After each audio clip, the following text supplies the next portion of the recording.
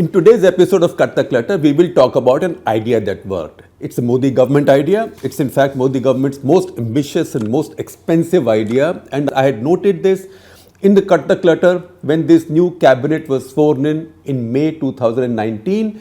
And I had said that it's quite evident that this Nal Se Jal scheme will now be to Modi government in for its second term what say toilet building or Jan Dhan Yojana or Ujjwala LPG Yojana etc. were, or Gram Awas Yojana were in the last term, in the first term. So now this idea is reaching somewhere and we must take notice of it.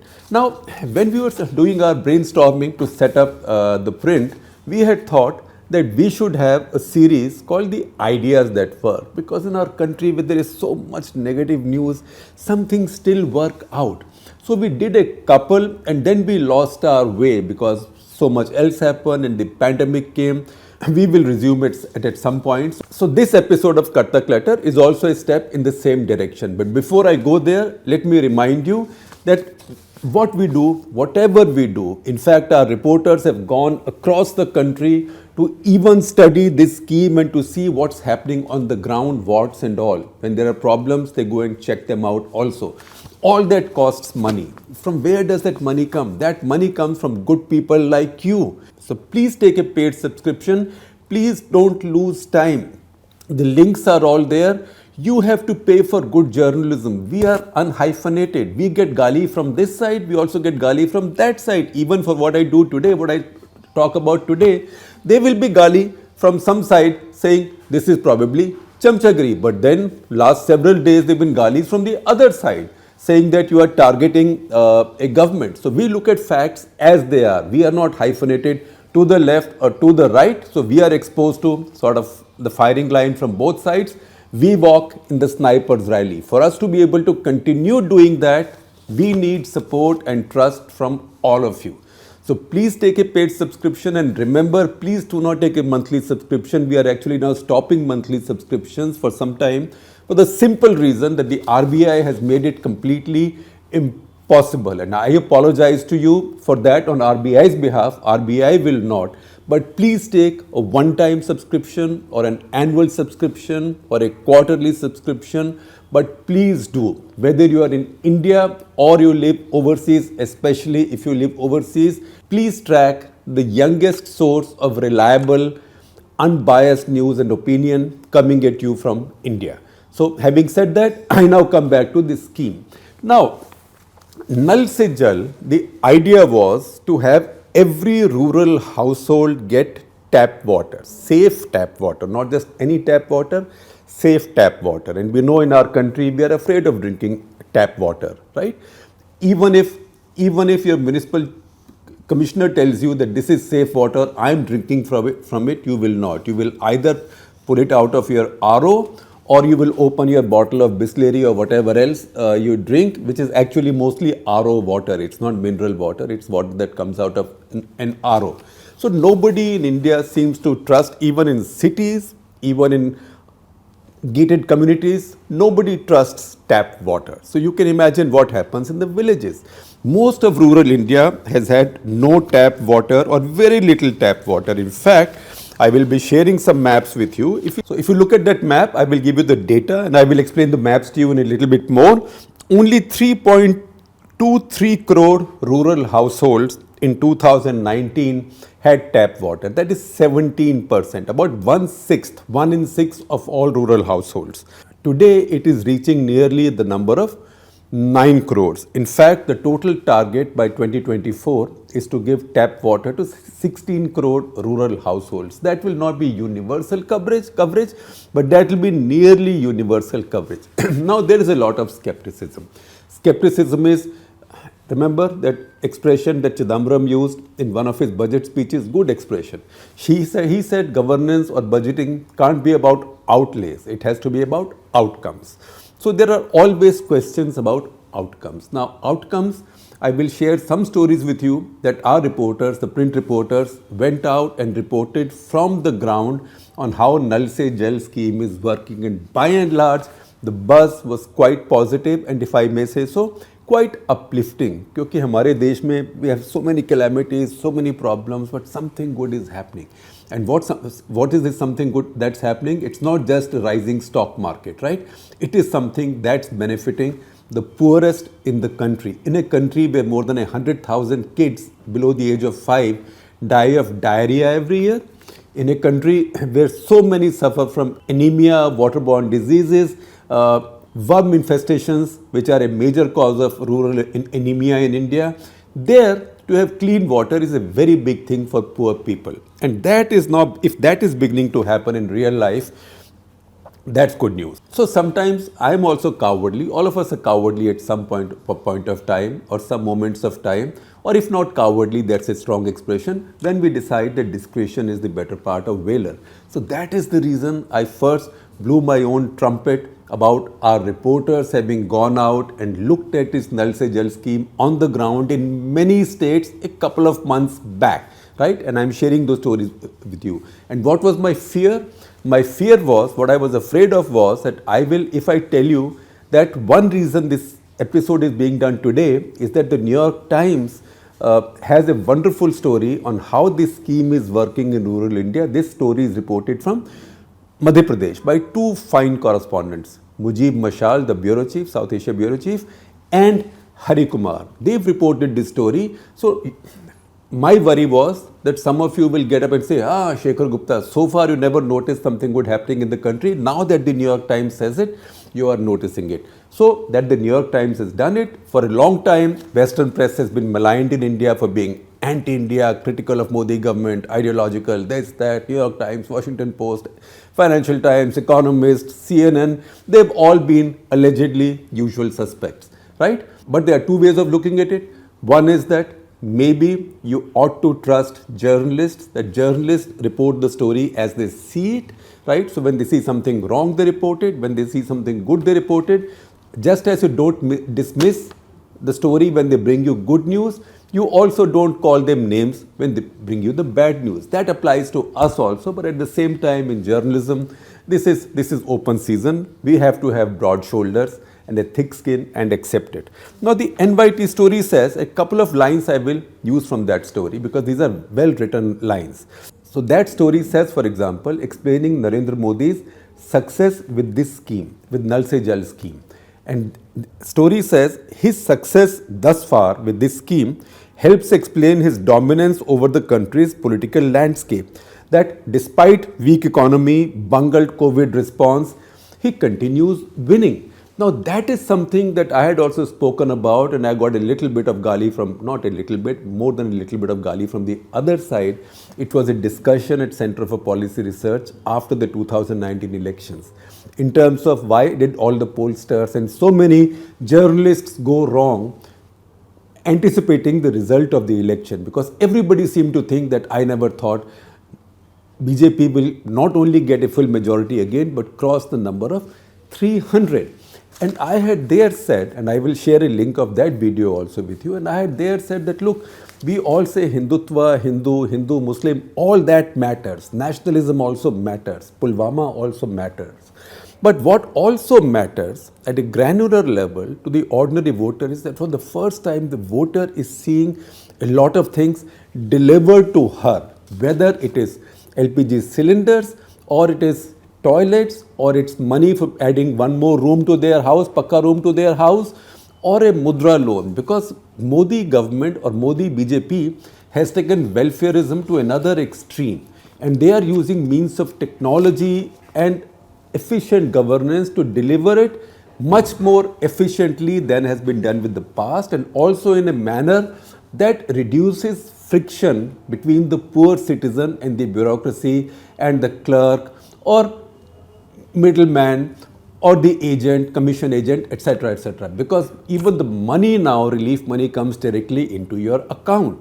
So that jam business, which is Jandhan, Aadhaar, Mudra, all that stuff is working, and if you don't understand it, even if grudgingly, irrespective of what your preferences are, irrespective of what my preferences are, then you will not be able to analyze this country's politics correctly, because voters are not irrational and voters are not all bigoted. They don't all vote because they are voting against the Muslims and for Narendra Modi and BJP. They see some other tangible benefit also.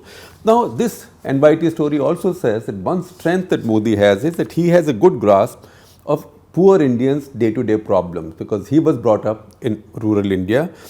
At the same time, he has ambitious solutions, and when he puts his might behind it, those solutions work out. In his first Independence Day speech at Red Fort in 2019, after beginning his second term, when Narendra Modi said that in the next 5 years, my government will do 4 times as much on water, drinking water, as has been done in the past 70, a lot of people were skeptical. I was skeptical also. Now, we don't take account of what was done in the past 70 years because 70 years back, India began with other challenges. But the fact is that 2.5 years later, a lot of work seems to have been done. This scheme, in fact, Nal Se Jal scheme, was built around about $50 billion. And I will give you data now from the 15th Finance Commission that tells you how a lot of money is being provided, sort of conditional in an innovative manner. So there is an incentive for villages, for gram panchayats, for states, for districts to spend that money and to show results. Now see this table from the 15th Finance Commission. What 15th Finance Commission says is that for a 5-year period, they've allocated 1,42,084 crore rupees. That's a bunch of money. 1,42,084 crore rupees just from the Finance Commission. First installment for financial year 21-22 is 26,940 crores. You can see all the details. It goes up to 27,900 next year and then to 28,000 something and 29 and so on and so forth. It adds up to, by 25-26, 1,42,083 crores. A lot of it will go to rural local bodies, RLBs, and Gram Panchayats or Panchayati Raj institutions or PRIs. Everything in the government works on acronyms. In fact, I had to call somebody to check on PRI, somebody who works in the Nal Se Jal program. So Panchayati Raj institutions. And then there are incentives provided for money to be released as you spend more and you can show results. Millions of handheld water testing kits have now been provided. And nearly 1 million women have been trained to use them. And a lot of it is connected through sensors and connected through internet. So the data is available on a big dashboard in Jal Shakti Vibhag and you can see it. It's quite impressive. But the interesting thing for us is to see what the relative performance of the states is. Because the money is given to the states. It's the states who have to do it. They have to find contractors, they have to buy their pipes, they have to figure out their source of water, where groundwater is available, use groundwater, where it's not available, find a source nearby from where you can pipe water, then you have to learn to recycle water, you have to learn to collect grey water or what in Delhi was called kacha pani, right, untreated water, used water, you use it for irrigation and stuff like that, so water is not wasted. Also the crucial thing in this is that every user has to pay something. So your Gram Panchayat, your village institutions are supposed to charge a very small amount, just 50, 60, 70 rupees a month, because the view is, and I agree with that view, that once people pay for something, one, they put more value to it, and second, they feel that they are stakeholders. How that works, I will tell you. I've been a supporter of Narmada Dam for a very long time, including in the period when it was being opposed internationally. In fact, that's when I came to know Medha Patkar, and I've developed a great relationship of respect for her. I presume it's mutual respect and complete disagreement on many of our views. So the biggest disagreement was on Narmada Dam. So because of their campaign internationally, particularly in partnership with international NGOs, they ensured that World Bank withdrew its grant to Narmada Dam, its loan to Narmada Dam. When that happened, Chiman Bhai Patel was Chief Minister of Gujarat. What Chiman Bhai Patel did was very innovative. He said, look, all these foreign forces don't want our state, Gujaratis, to have this dam and the water. We are starved for water, we are starved for electricity also. So if they can't give the money, we Gujaratis will give the money. And he floated a Narmada bond. And people bought into it. So double fayda ho gaya. One, you got a good interest rate. And second, you got your dam built. So dam got built like that. And when I told Chiman Bhai Patel that, look, you did a brilliant thing to raise money, he said, no, it wasn't just to raise money. It was also to make sure that anybody who buys a bond like this, even for 1,000 rupees, that Gujarati or that person thinks that he or she has a stake in this dam, in this project. And after that, once that happened, I didn't have to worry about any protests. In fact, very few protests happened in Gujarat. They used to happen in Madhya Pradesh or in Washington or other places, but not in Gujarat that much. So the same logic now applies to charging people a little bit for these water connections. And because anything that comes completely for free, we tend to put no value to it, right? Qadar nahi hoti uski. It's a bit like ghar ki murgi, dal barabar. So in this process, the number of rural households that had tap water in 2019 or 15 August 2019, it was 3.23 crores. Now it has come to 8.69 crores. It is still about halfway to the target for 2024, but it is very impressive improvement. 3 states in the country, please see this chart, and I thank Jal Shakti Department for their presentation. And their presentation as recent as 22nd December, right? That is the day on which I am recording. 3 states have achieved full coverage under this scheme. Okay, you might say Goa is a rich state, small population, but Haryana, small but not that small, more than 10 times as big as Goa in terms of population. And surprise of surprises, on the good side, on the upside, Telangana. So Telangana usually is a very, very water-starved state. And it's not even a BJP state, right? It's in fact KCR, if anything, K. Chandrasekhar Rao and his TRS, they now face a mortal threat from the BJP because the Congress has declined there and disappeared or vaporized like it has done in many other states, and BJP has moved into that space.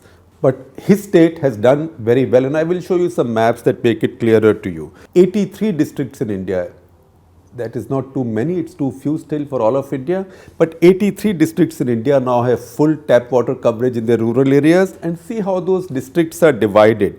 So it is mainly the small union territories which have achieved full coverage, like Andaman and Nicobar Islands, Puducherry, Daman, Diu and Dadra and Nagar Haveli. So these are about 3 districts, 2 districts like that. So 8 districts for these 3 union territories. Then there is Himachal with 3 districts, small state, J&K with 2 districts, Punjab with 7, Punjab should have done a lot better than this, Punjab with 7, and Telangana with 32 districts, Telangana. That's the reason I said just a while back that Telangana's progress in this has been spectacular. It's not even a BJP state, so you can't say that BJP government in Delhi is being overly generous to it in passing money to one of their own. Then Haryana, remarkable. Haryana has 22 districts with full coverage. Now, again, it's worth checking out, and if you live in Haryana or Telangana or any of these states or union territories that claim full coverage and you find that these claims are false, these claims are not true, please write to us. We will have it checked out. We might even send reporters to have this checked out on the ground. But the fact is, by and large, this is quite a good improvement. Now, tap water situation statewise coverage. If you look at all of India, the coverage is 45.2%. So take that as the benchmark and see this chart. This chart is on page 29 of this presentation. See this chart. This tells you that the mean for all of India is 45.2. That means 55% Indians still do not have safe drinking water or tap water in their homes. There you see the laggards and leaders, and there are some surprises. Now, there is no surprise that UP is the biggest laggard or the worst laggard at just about 15%. That is 1/3 of the national average. West Bengal, again, no real surprise, although I would have expected West Bengal to have done better than they have done, but about 18%, just a little better than UP. Rajasthan, 20%. Madhya Pradesh, 30%. So you would say, you will expect this, these are Bimaru states, but one state, at least on this tap water, providing tap water in villages, has broken away from the Bimaru group.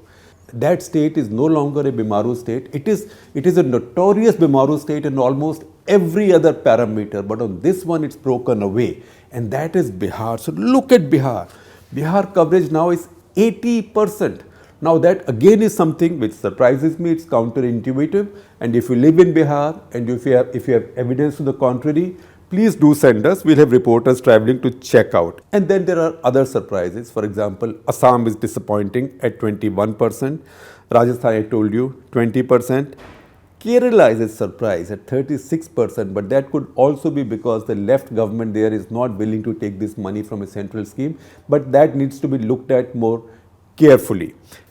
Now see this other chart, and you will see it on my screen. It shows you what is it that remains to be done. So of the 10.55 crore households yet to be provided tap water in the country, 2.3 crore are in Uttar Pradesh. And you can see from Uttar Pradesh low rating in percentage terms that Uttar Pradesh is the usual suspect.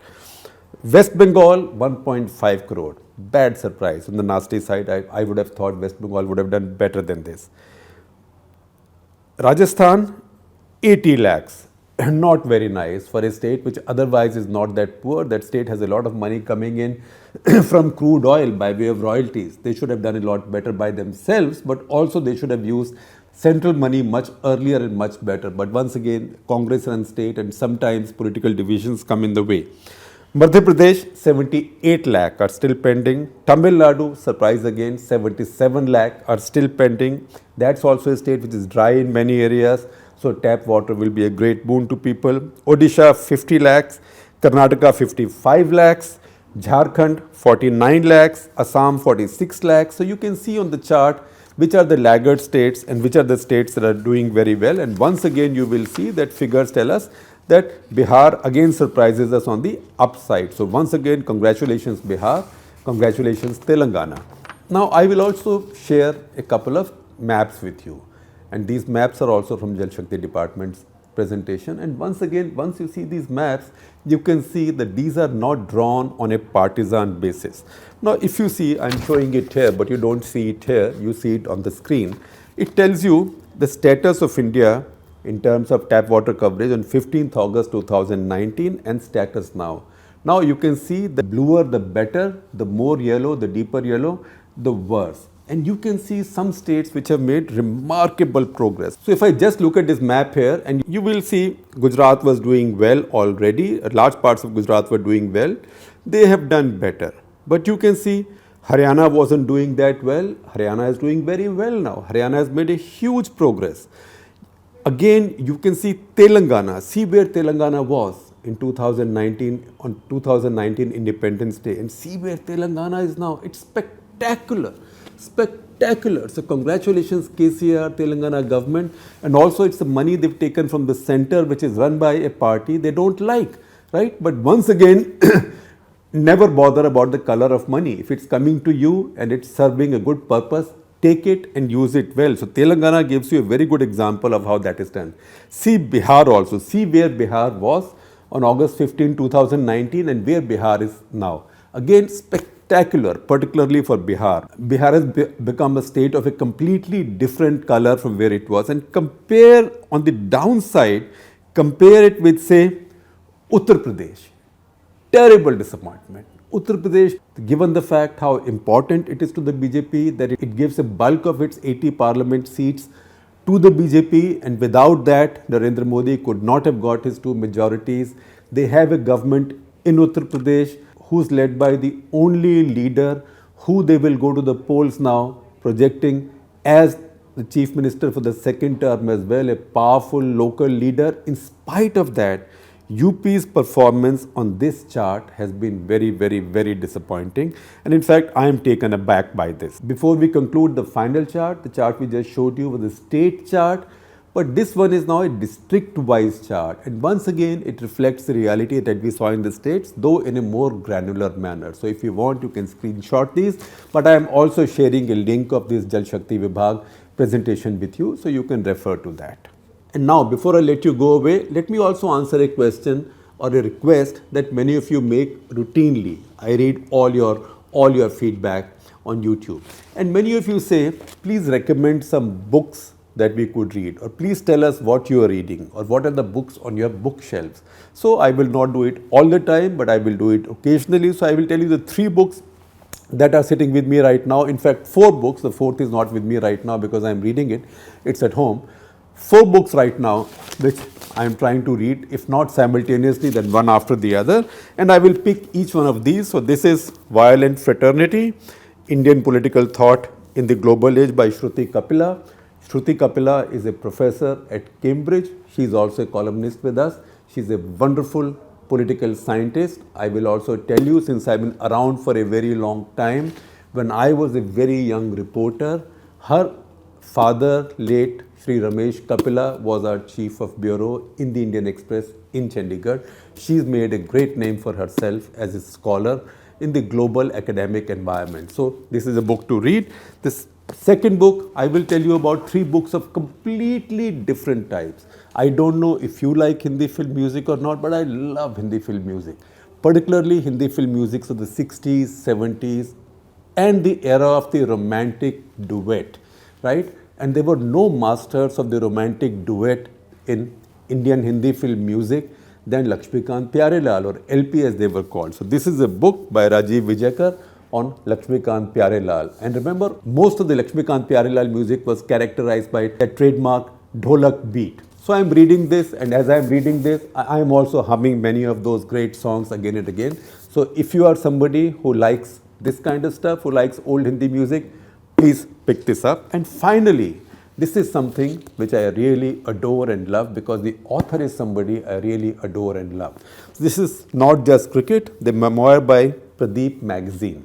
Pradeep Magazine and I were schoolmates in class 9 and 10 in Sanatan Dharam Higher Secondary School, Panipat. It was a Hindi medium school. He talks about the school also. He talks about our childhood a little bit, how we learned to not just follow cricket, but also in some ways learn to speak and understand English, mostly through radio commentary, because in those days in the 70s, there was no TV outside of Delhi anyway. So this book is his journey through almost 4 decades of cricket coverage. He is one of India's foremost cricket writers.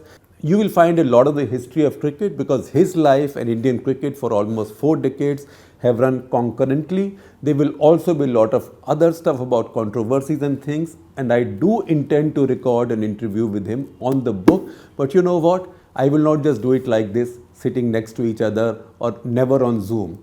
I now plan, and I have asked him, I now plan a travel back to Panipat. So once we get permissions from the school, we will go to Panipat and we will record an interview about this book in our school in Panipat, which is Sanatan Dharam Uchtar Madhyamik Vidyalaya, or Sanatan Dharam Higher Secondary School there.